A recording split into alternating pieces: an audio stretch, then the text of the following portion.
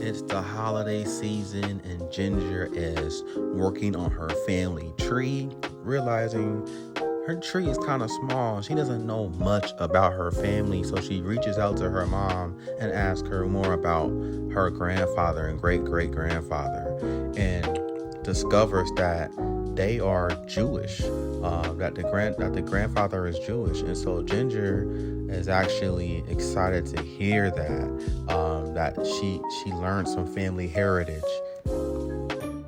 Hudzy and Carl are hanging out, and Hudzy is working on a Christmas letter to Santa about the things he wants, but Carl tries to tell him that Santa is not real, trying to destroy Hudzy's beliefs and dreams.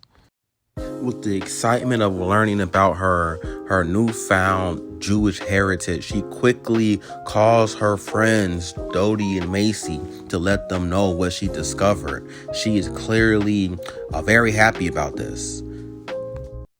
Dodie is concerned for Ginger's discovery, thinking that this will separate them as friends, and maybe Ginger will look at her differently. And that's just not the case. Macy lets her know, hey, you don't have to convert. You don't have to do that. All we have to do is really just support Ginger in this discovery, which Dodie receives. Ginger's mom is discussing with the kids what they would like for dinner. And Carl wants Chinese food, but they already had Chinese food for about 2 years straight. So the mom asks Ginger what she thinks about dinner, and Ginger rebuttals with, hey, since we're part Jewish, how about we celebrate Hanukkah instead?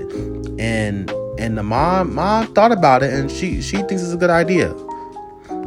Hudzy is asking his pops if Santa is real, trying to confirm that, Santa is real. But Pops is letting him know, hey, Santa don't like when people don't believe, man. You might go on a naughty list. So that was his way of confirming that he was real. Hudzy is still stuck on this Santa Claus deal and is pressing Carl again. And hey, why don't you believe in Santa Claus, bro? What happened? Like, did you ever believe in Santa Claus? Like, what caused you to get to where you are now? And Carl explained to him, I have had a wish list and I never got what I wanted on my wish. So that's why I don't believe in Santa. And Hudzy asked him, well, what was that wish you wanted? And Carl lets him know, well, I wish for my dad to be here. And my dad has not been here, so no Santa Claus I don't believe in. Hudzy bails on Carl to go talk with Santa to see what can he do to help Carl believe in Santa. And Hudzy does not realize he is actually talking to Carl's father. This is Carl's father Hudzy's talking to. And Hudzy is letting him know, hey, Carl does not believe in Santa because he wished for his father to be home and he never came home. So he is talking directly to his father, and here come Brandon being goofy, always ruining the moment, just saying goofy stuff all the time, and they all tell him to go away.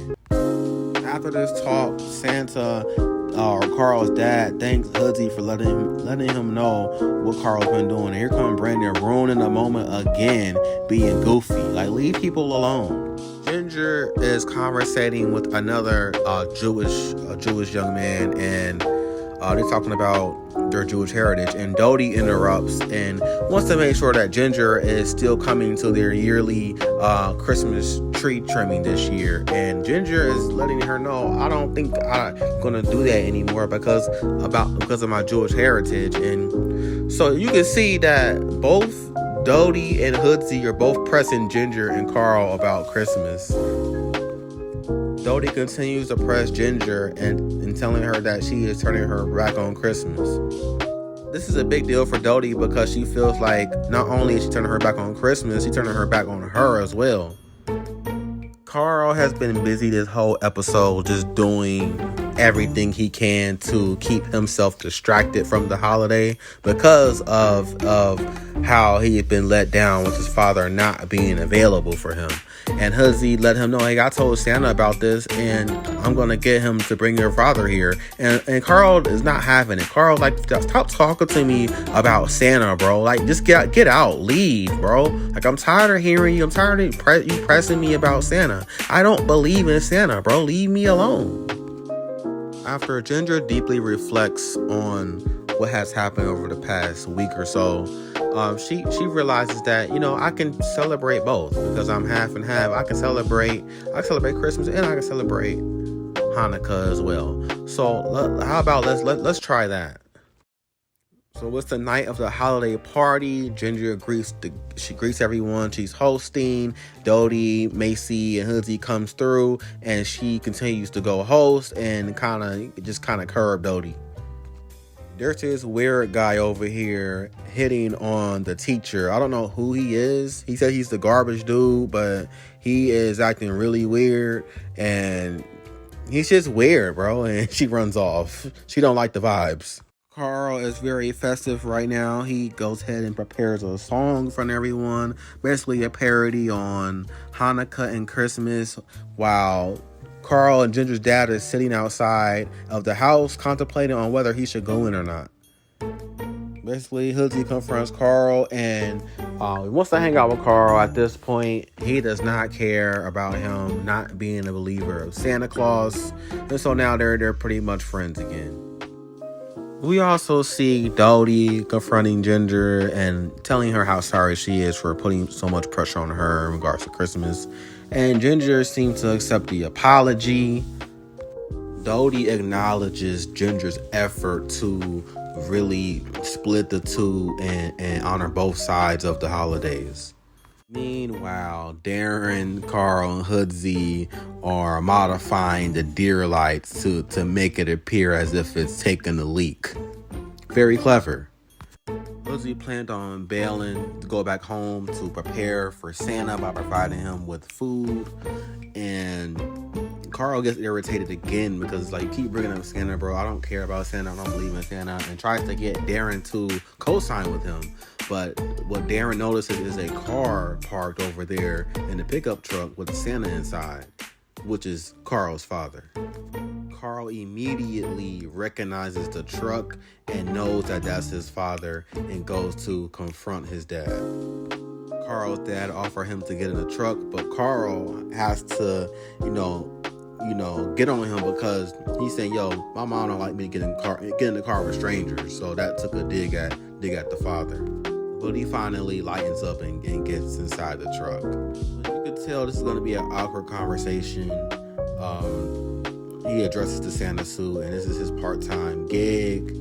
And basically, he has a present for him. And Carl opens the present, and it's a gumball machine full of nuts, which Carl is severely allergic to them, which he reminds his dad.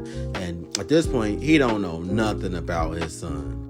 Carl tries to lighten up and say, you know what, I'm allergic to these nuts, but I can take these out and put something else in there that I may use. And Pops really appreciated that and asked him, is Ginger okay with the picture frame that I got her? And Carl agrees that it's fine. And so the dad makes a comment on the house, how nice it looks, it's lit up, and then notices a strange heat, strange fire, strange flames in the house, and rushes toward the house because it's full of smoke. And now he's trying to help the situation and clear out the smoke as best he can. Once the smoke clears, Ginger immediately sees her dad, addresses the father, and the mom as well. What's a holiday party without it going in flames? The party is obviously over. Everybody's drenched and they are ready to leave, and they may not come back. This was a horrible experience. Ginger asks questions like, why are you here? What are you doing here? And Carl interjects and does his dad a solid to say, I invited him. This was my doing. The Pops was trying to make his way out, but Ginger pulls him back and wanted him to show wanted to show him everything that she had done, the decorations, everything she built, and everything is gone to crap. Ginger is overwhelmed and in tears because of everything that has happened. She put so much work into creating this event, and it all went down in flames. But Ginger realizes that she was being superficial in regards to the things that she thought was needed to enjoy a holiday. But the most important thing to enjoy the holiday is to be with family, people who love you, people who care about you. She realizes she is surrounded by love and people who care and adore her, and they hug it out. Dad gives Ginger a gentle nudge and is trying to head out once again. Ginger thanks him for stopping by. So does Carl, and he addresses Lois, acknowledging her, and takes his hat off. And they are seemingly under a mistletoe, and he attempts to give Lois a smooch here. Now we see Hoodsie running down the stairs to check on Santa and realizes the cookies are gone, the milk is gone, he didn't catch them. Presents are there, everything is there, and immediately opens a gift that he receives from Carl. And on the note, it says maybe there is a Santa Claus. Maybe Santa Claus is real, and that was probably the best Christmas gift that he could have gave Hoodsie. Hoodsie is ecstatic to see this and starts to break out into a dance, a funky dance. I don't know what kind of dance this is. He out here doing a two-step, he doing a worm, he break dancing, he doing all kind of stuff.